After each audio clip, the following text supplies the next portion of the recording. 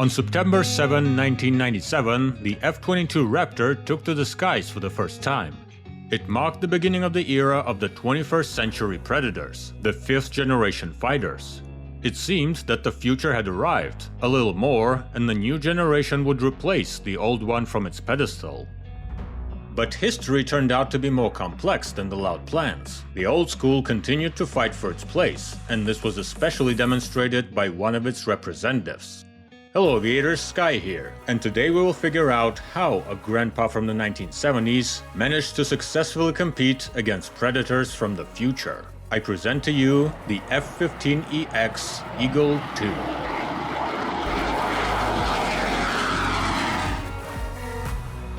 The F-22 at the time of its creation was an amazing machine and the pride of the Pentagon, which had high hopes for it. The Raptor was the successor of the F-15 Eagle, and it was planned that the US Air Force would quickly replace the old machine with a new one. But the picture was changing. The new fighter turned out to be very expensive, which made its mass production a problem. On the other hand, the Cold War ended, the USSR was gone, and at the beginning of the 21st century, global terrorism was declared the main enemy of the United States. A strange situation arose. The F-22 is an incredibly formidable air superiority fighter, but it has no one to fight against. And using such a complex and expensive machine against militants in buggies is the same as shooting rats with a sniper rifle. The result of this situation was a reduction in contracts. Out of 750 initially planned Raptors, only 187 were delivered. More were too expensive and simply not needed.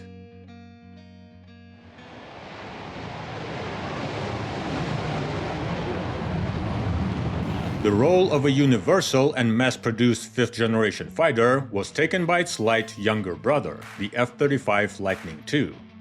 Created in 3 versions simultaneously, it was supposed to replace all of them at once and received gigantic orders. But even with the F-35, things weren't going so smoothly. Its versatility allowed, in theory, to replace the F-16 and F-A-18, as well as return the Harrier's vertical lift function. But the F-15, doubtful. The F-22 was made for that.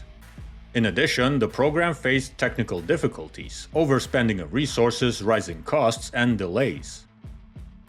A dangerous situation arose. The Pentagon, in anticipation of the 5th generation, stopped purchasing the old 4th generation fighters. And the most difficult situation developed around the F-15, which was aging morally and physically.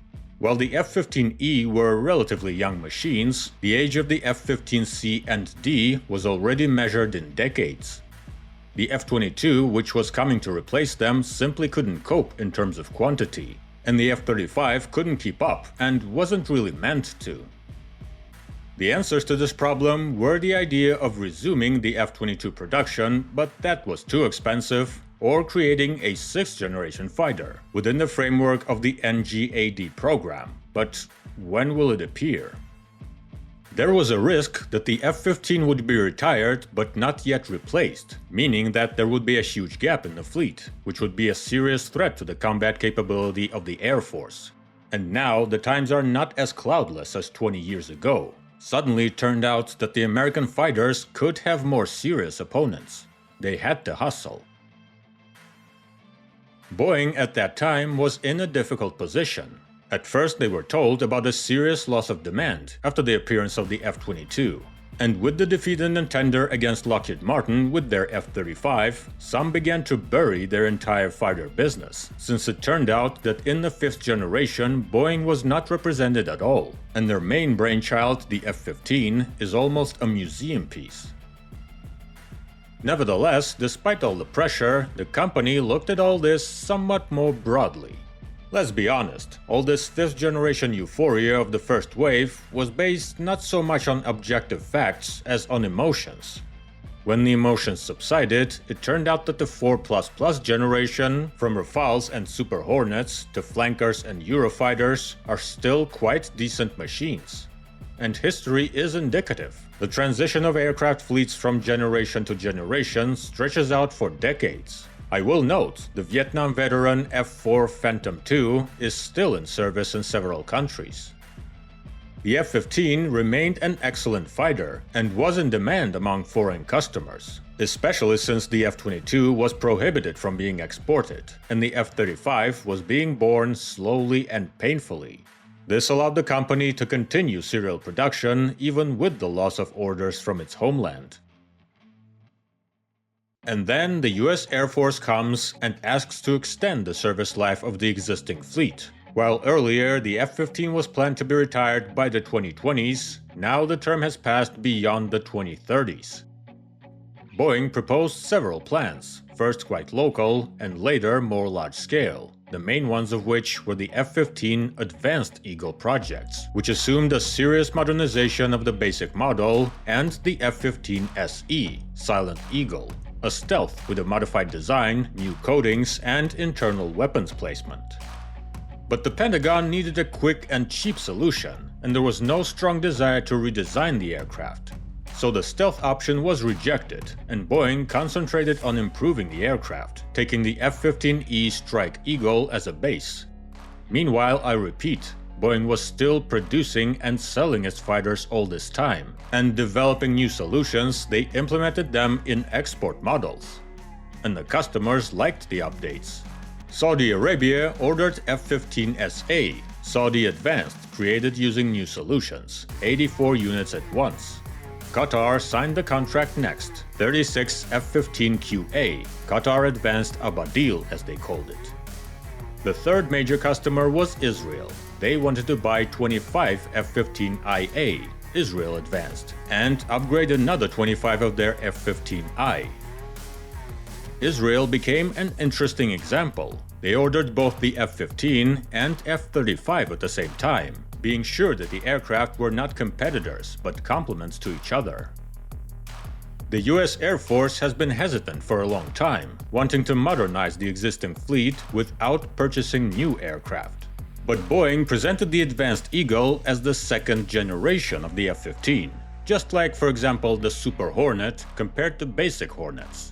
And the machines supplied to the Middle East demonstrated quite good capabilities, even in comparison with the fifth generation.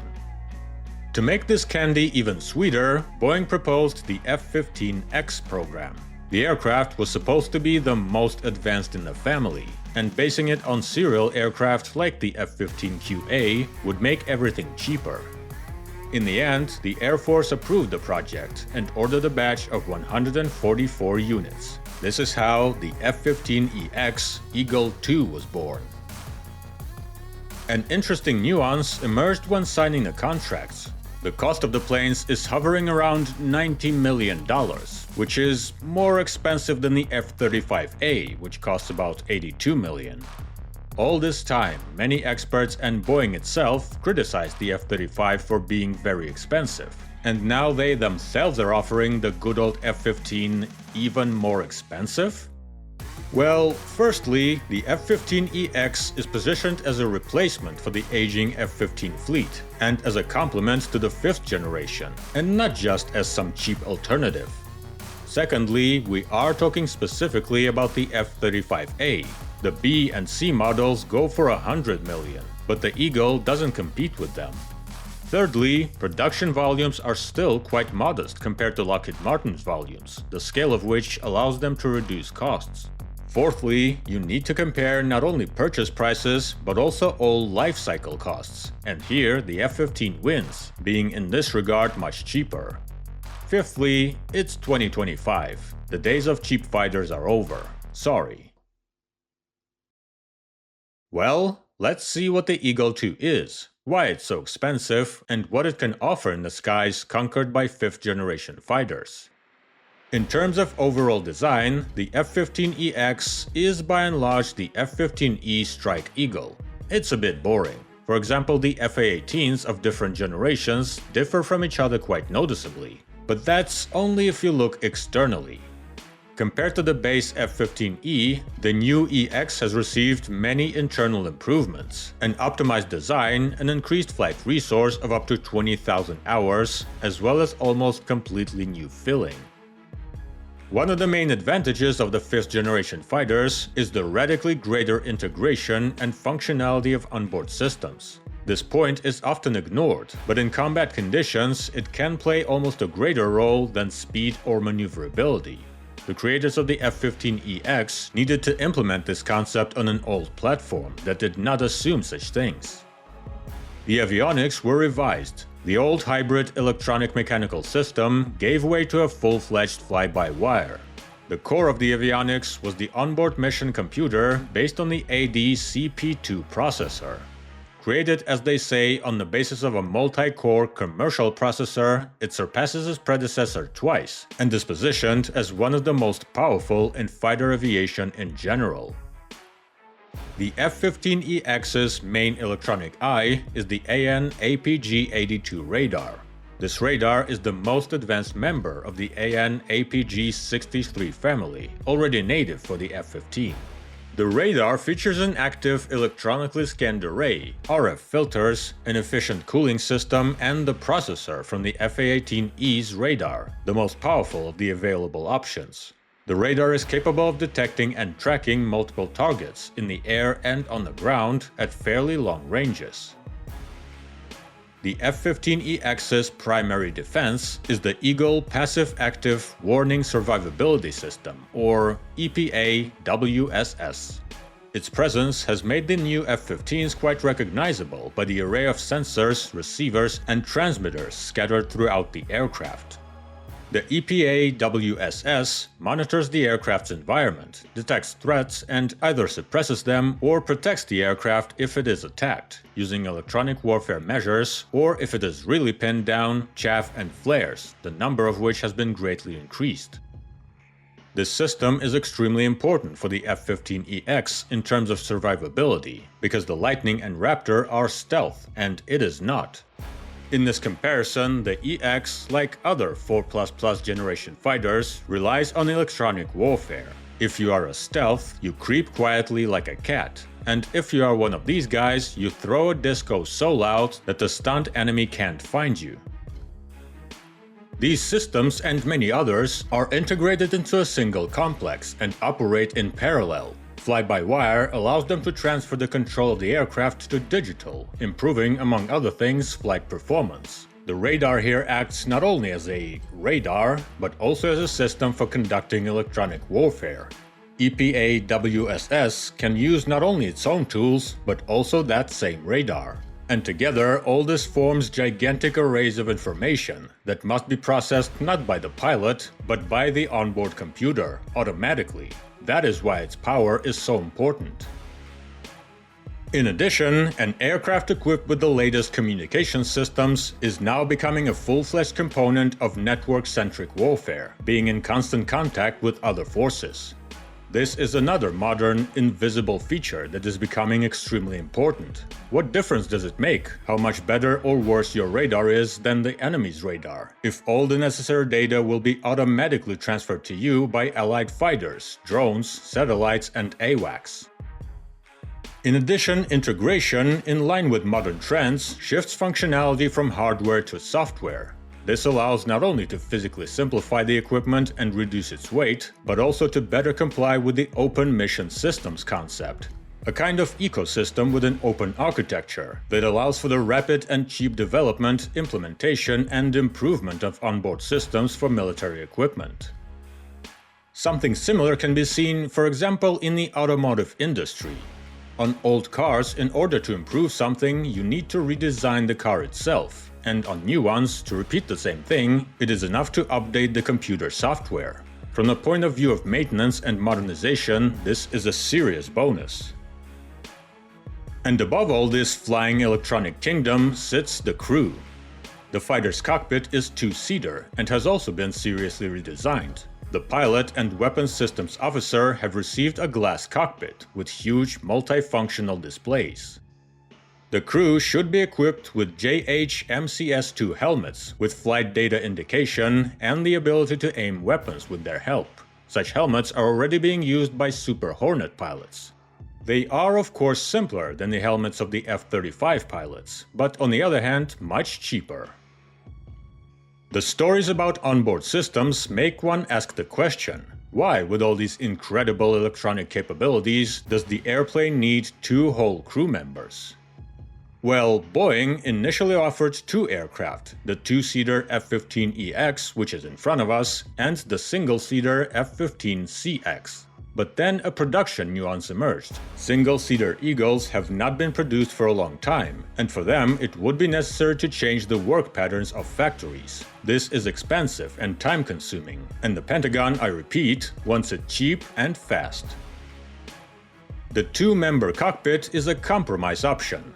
The operator still greatly simplifies the work when using high-precision weapons, and in an aerial fight, he can work with the military network and, for example, control groups of loyal wingman drones. And after all, if the pilot is a lone wolf, the aircraft allows flights without an operator. Boeing chose the General Electric F-110 GE-129 engine as the fiery heart for the F-15EX. An interesting decision, considering that previously the F-15 was equipped mainly with the Pratt & Whitney F-100 series engines. When Boeing began developing export versions, General Electric, one might say, got busy in time, upgraded its engines and offered them to Boeing. With a thrust of 76 kN without afterburner and 131 kN with afterburner, the updated F-110 is more efficient than the F-100 PW-220 engines installed on older F-15s. Pratt also has a more powerful 229 version, with 79 and 129 kN respectively, close to the General Electric engine. But Boeing, having already established cooperation, apparently decided not to complicate their lives. Thanks to its new engines, the F-15EX retains one of the biggest advantages of any modern American aircraft: a 1600-knot top speed, Mach 2.5, a legacy of the old-school feisty fighters. The F-22 flies at most at Mach 2.2, and the F-35 is, let's be honest, a transonic fighter. Its limit is Mach 1.6. The F-15EX is a multi-role fighter with the ability to attack targets in the air, on the ground, and at sea. And in terms of targeting, it seems to compete with the F-35A. If you exclude all background factors and focus only on military expediency, does it make sense to have two aircraft close to each other? Now we can talk about the main advantage of the F-15EX compared to the F-35 and, in general, the entire fifth generation. It is very, very well armed. For example, the F-35A can carry up to 5,700 pounds of weapons in its internal base on 4 hardpoints. Not much, especially considering the size limitations of the weapons themselves. This figure can be increased to 18,000 pounds, if the weapons are also suspended under the wing, but in this mode it is no longer stealth. The F-15EX is not limited by the requirements of stealth technology, and it works out this freedom to the fullest. The pylons here are under the wing, under the fuselage, and under the conformal fuel tanks, and also have the ability to install weapon racks, allowing each pylon to carry a pair of missiles or bombs. Similar solutions have been made before, but here they have taken it to the limit. So while the F-15E is a well-deserved fighter-bomber that could carry up to 23,000 pounds of weapons, the F-15EX can lift as much as 29,500 pounds, which is 60% more than the Lightning in its non-stealth mode, and 5 times more if it decides to remain stealth with weapons only inside. Boeing claims that in its wildest configuration, the plane can have 22 hardpoints for missiles. Although this is more of an advertisement, in reality it is too heavy, and the air resistance would be very high. 12 missiles plus a pair of drop tanks look more realistic. In the bomber configuration, the situation is similar, except instead of air-to-air missiles, there are a multitude of air-to-ground missiles and aerial bombs of all kinds.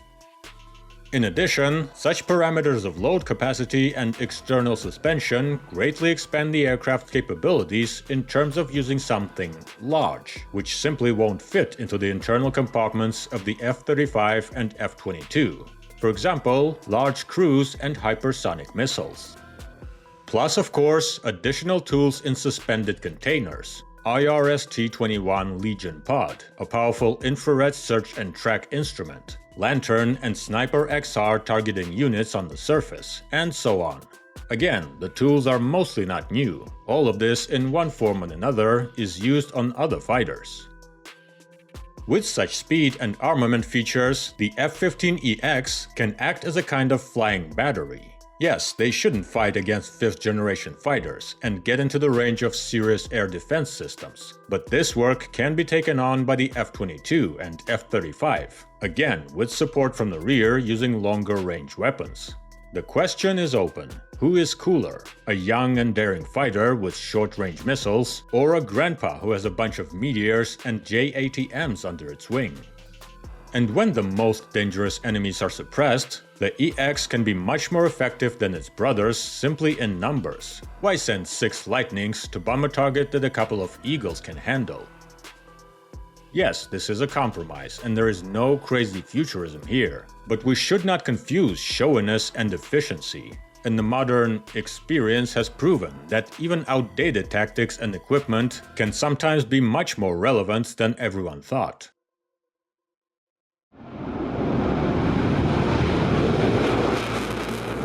The F-15EX first flew in 2021. Flight tests, equipment and weapons testing, and of course, participation in military exercises began. The US Air Force began receiving the first production aircraft in the summer of 2024. The start of deliveries to the United States Air Force and the expansion of production volumes have made the new F-15 even more attractive on the export market. Thus, Israel has increased its existing order from 25 to 50, and Saudi Arabia, in addition to 84 F-15SA, wants to take another 54 F-15EX with a parallel upgrade of SA to EX. Yes, the guys spare no expense on themselves. Plus, the fighters are of interest to the air forces of Egypt, Indonesia, Poland, and Thailand, and in some places the F-15EX competes with the F-35. Which means that another Game of Thrones between the giants of the American military industry awaits us. This is always exciting. It's 2025. 5th generation fighters are already rushing for dominance, but the old school is clearly in no hurry to give up its place. We will watch the adventures of the updated fighter and wish it cool maneuvers at air shows and peaceful service with combat use in exercises. I want to believe, but it's hard. Subscribe to the channel so as not to miss new videos, fast flights in the peaceful sky, and soft landings to you.